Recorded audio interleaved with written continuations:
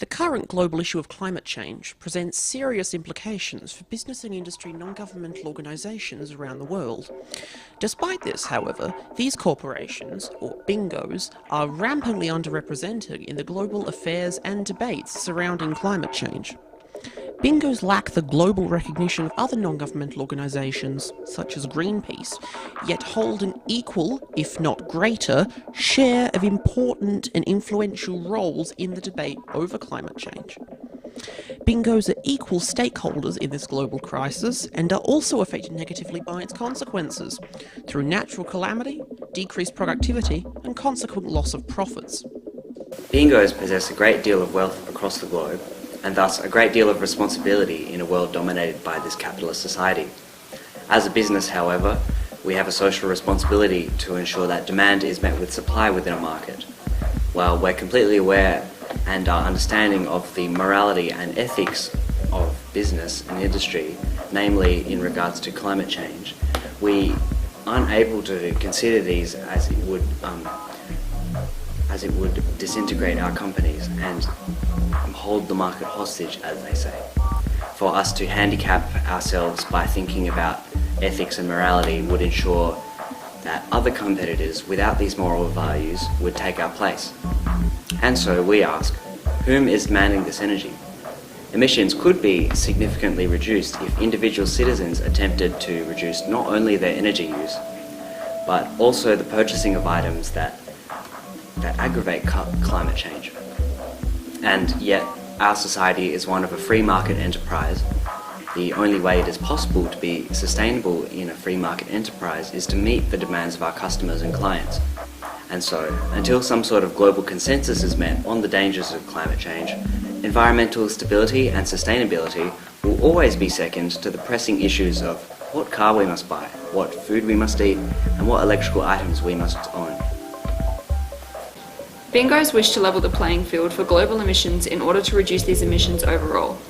Bingos feel that an equal, universal target for global emission reductions will provide the greatest overall benefit and will provide an equal playing field for both nations and businesses around the world. The presence of businesses on the global and governmental spectrum is an indelible but often overlooked presence. While the government and other small organisations hold seats in political venues, bingos ensure that the global economy is in full operation. A functioning and healthy economy is one of the most important things that any country can maintain. Without it, the country will without doubt fall into disrepair. But with a strong economy maintained by large businesses comes other opportunities. Businesses are taxed by the government, and this river of tax thrown towards the nation's capital is at the disposal of governmental powers and is at the discretion of the Parliament as to what they decide to do with that money. Much of this money goes towards the most valuable needs of the country, namely education, healthcare and social security. The current Australian government, most recent federal budget, has allocated military expenditure in excess of $31 billion. This represents a record defence funding and clearly questions the priorities of our nation. If the government was to reassess the more immediate issues of our country, it would find that businesses do in fact provide money for necessary research and development in order to combat climate change. The issue of climate change is not a problem completely dominated by the presence of big international companies and industries. If the issue of climate change is to be fought against by everyone in society, educative procedures and funding should be made available in order to discourage the negating force of climate change, which is one of blind consumerism. Or perhaps governments ought to invest less in the weapons industry and more in global economics to ensure the well-being of our planet. It is undebatable that strategies must be implemented in order to reduce carbon emissions. However, the onus is on the consumer to be aware of their indirect energy consumption, rather than the emissions they are primarily responsible for. Allianz, the largest financial services and insurance company in the world, realises the devastating effects that climate change can have not only on the planet, but also on their business. According to Allianz CEO Oliver Bäte, in the 1970s, Allianz was losing an approximated $5 billion every year due to weather-related events. By the 1990s, this number had risen to $18 billion, and by 2019, it is estimated to rise to up to $120 billion. Clearly, this shows an upward trend in losses on weather-related events, matching the trends shown relating to climate change. Allianz, therefore, have put forward a potential solution to the issues in both their business and world climate. Vast amounts of insurance dollars are involved in events influenced by climate change. Therefore, it is logical for Allianz to take a percentage of commissions and use this capital to fund research. Like all bingos, Allianz has a vested interest in solving the issues of climate change. This can be achieved within profit margins, so it would be possible for Allianz to do this without making a loss. Another posed solution to climate change harnesses the power of Niagara Falls, the third largest and fastest flowing waterfall in the world. More than 168,000 cubic meters of water pass over the falls every minute. The falls themselves pose an incredible opportunity for Niagara Falls Redevelopment, NFR, a New York-based bingo to harness the power of the falls through the use of hydroelectricity. The falls are 58 kilometers in length, and the Niagara River is twice as deep as the height of the water, which gives ample room for the installment of turbines or electricity harvesting solutions. This would cause a tangible effect on climate change, as the electricity harvested from the falls could be used to power major cities nearby, such as Toronto and even parts of New York City, which is one of the world's major carbon producers.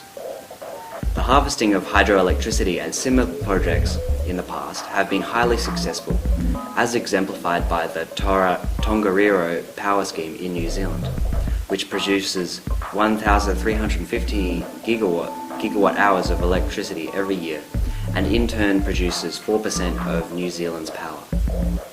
The pressing issue of carbon emissions can easily be solved through the implementation of more energy-efficient and cleaner methods of harvesting power.